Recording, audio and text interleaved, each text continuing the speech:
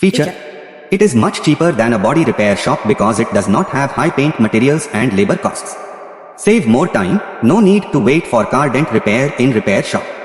Environmental protection: no chemicals or other toxic materials are used in this process, and no paint dent repair can ensure 100% protection of the original paint.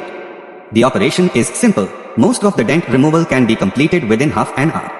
No need to disassemble the car. This tool is not only used to remove car dents, but can also be used for DIY home repairs. Steps for usage: 1. Clean the surface with a clean damp cloth.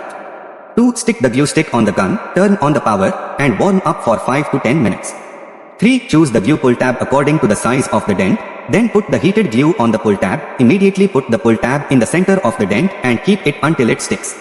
4. Let the glue cool for about 8 to 10 minutes. The cooling time should be less than 10 minutes, and it should be slightly shorter in winter.